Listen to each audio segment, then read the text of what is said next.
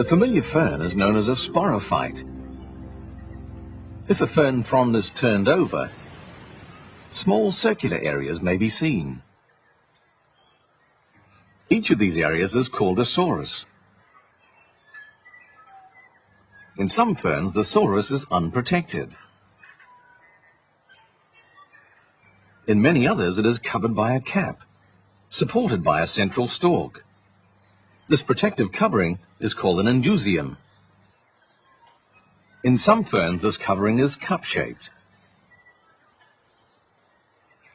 The sorus itself contains numerous sac-like structures. Each of these is called a sporangium. The outer wall of the sporangium consists of a layer of protective jacket cells. As the sporangium matures, a row of jacket cells enlarge to form a band known as the two sets of chromosomes, one from each parent.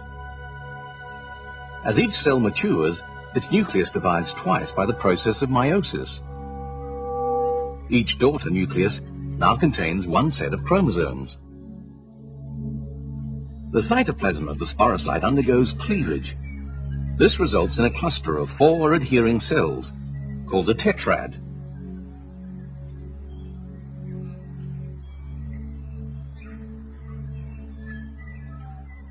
The tapetum now begins to break down, depositing a very tough. When too much water is lost, the water molecules are no longer able to hold together. When this happens, the pull on the wall is released, and the annulus springs forward, closing the sporangium so fast that the spores are thrown out. Which is the spore to the soil.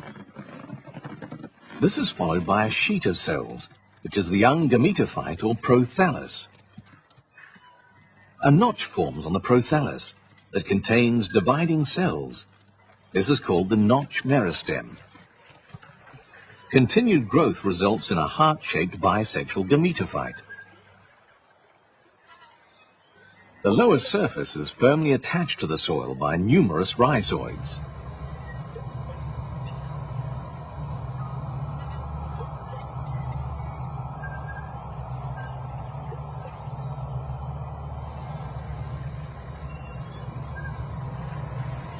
Male gametangia, called antheridia, are formed at the posterior end of the gametophyte. The outer wall of an antheridium consists of ring cells and a cap cell, which surround fertile tissue.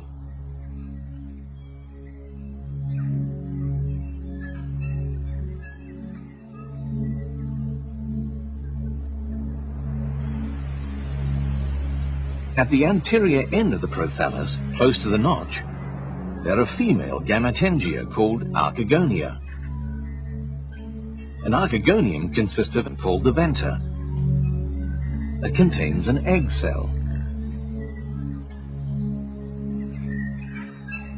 Gametangia of both sexes may be present at the same time or at different times. The timing of their appearance will determine if there will be self-fertilization that plays an important role in fertilization. Water stimulates the cap. This water plays an important role in fertilization. Water stimulates the cap cell on the antheridium to open, releasing the sperm cells. The flagellated sperm are now able to move within the water in search of an egg.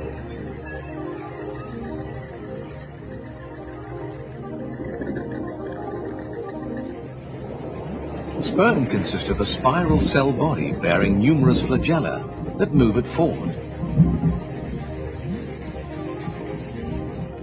Water also stimulates the archegonium to open. The contents of the neck canal then diffuse into the surrounding water, where they act as a sperm attractant.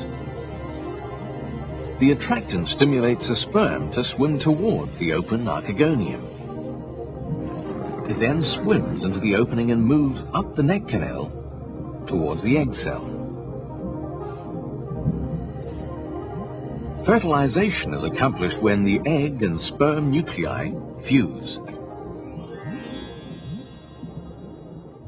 This creates a single diploid cell, the zygote.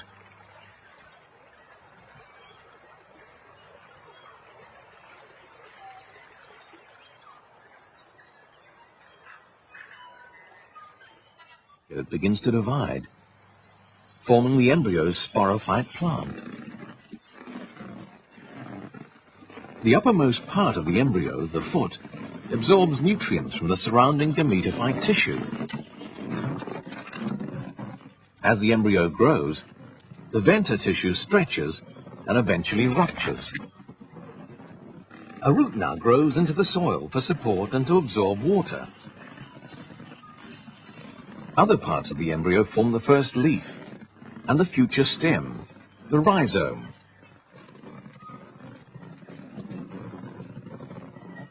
The leaf grows through the notch in the gametophyte to reach the sunlight. Eventually the rhizome emerges to reach the sunlight. Eventually the rhizome emerges and provides additional leaves and roots. In this way, a new plant is formed that matures into another spore-producing fern, completing the reproductive cycle.